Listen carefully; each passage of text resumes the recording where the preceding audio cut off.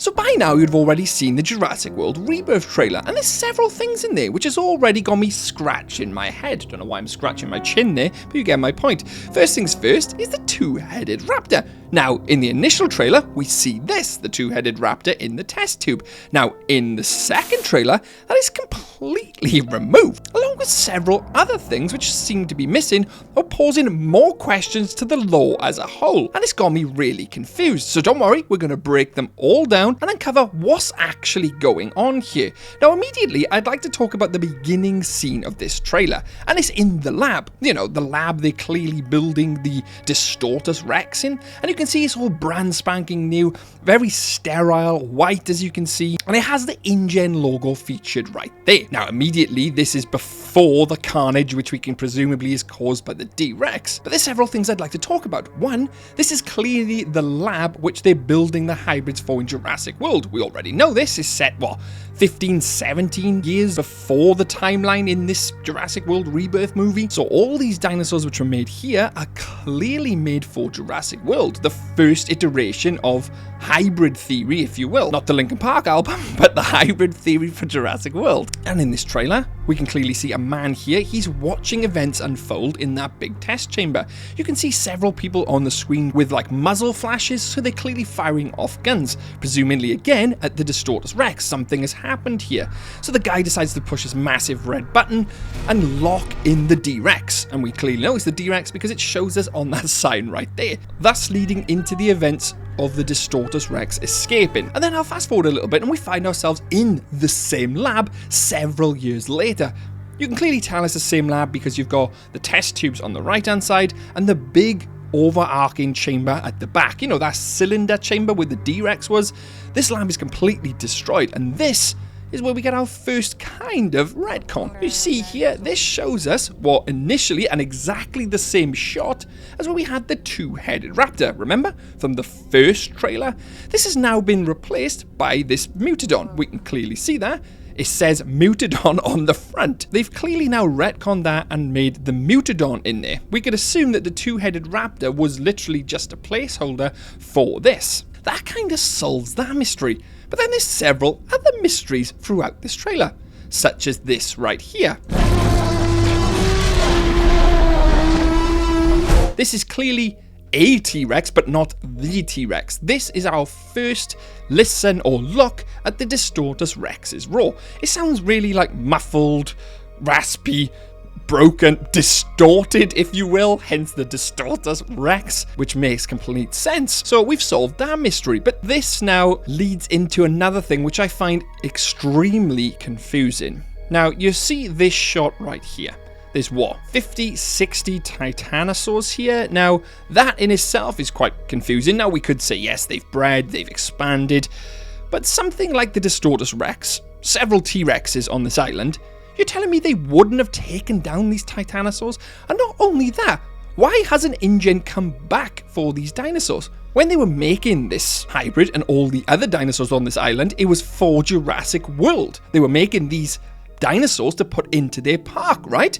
So then, why would they have just left them all behind? Not only that, they've left a perfectly viable T-Rex there, perfectly viable titanosaurs, perfectly viable Quetzalcoatlus. The list goes on. Hell, they've left a perfectly viable Dilophosaurus there. Why haven't they taken them off of this island and took them to Isla Nublar? Or taken, sorry, past tense. Because we know they went to Isla Sorna, took the dinosaurs off there to take them to Isla Nublar. Why didn't they do that? Well, we could say that it was presumably too dangerous to send a teaming to this island to capture these dinosaurs.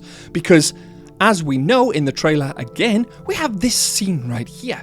And that is a destroyed helicopter.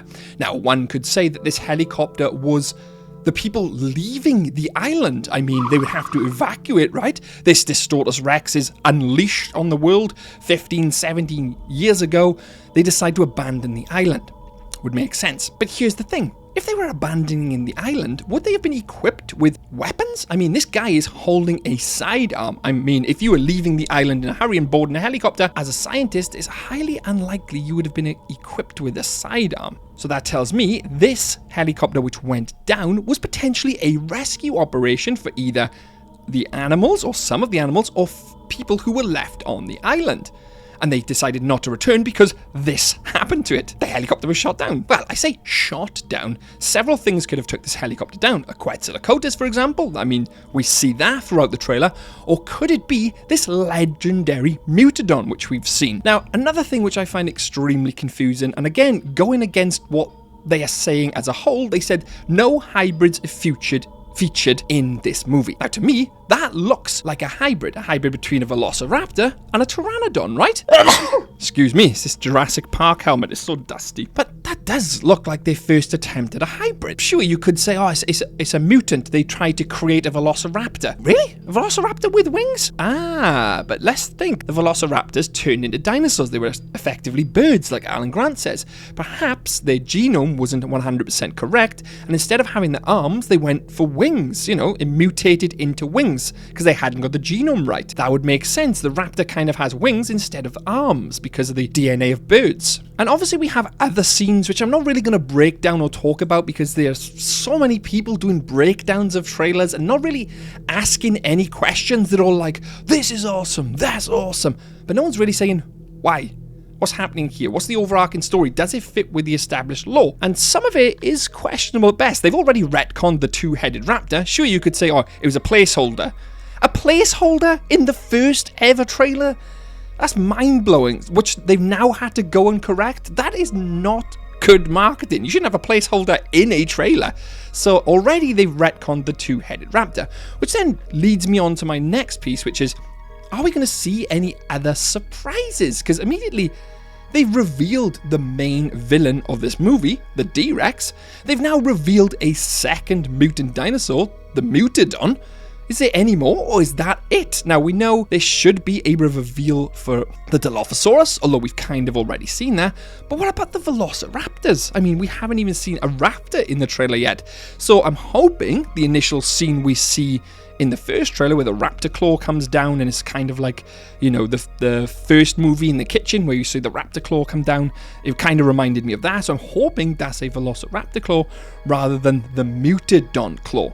We do know that the raptors get scared off by something, so we can hope and pray that there's additional creatures and animals in there and additional surprises, you know, things we haven't seen before. A third mutant. I'm still hoping potentially we will see some type of other mutant in there because they revealed so much already. You know, we've seen the T-Rex river raft scene, which would have been a great surprise if they'd kept that under wraps. But a lot of people don't like hybrids. They don't like the mutants. I, for one, quite enjoy the aspect of where they've been experimenting and it turns into something horrible, because it's not all going to go right in the first instance. It makes complete sense to me. I, for one, will definitely be going to see this on July the 2nd, you know, even purely from a lore perspective, because I do lots of lore.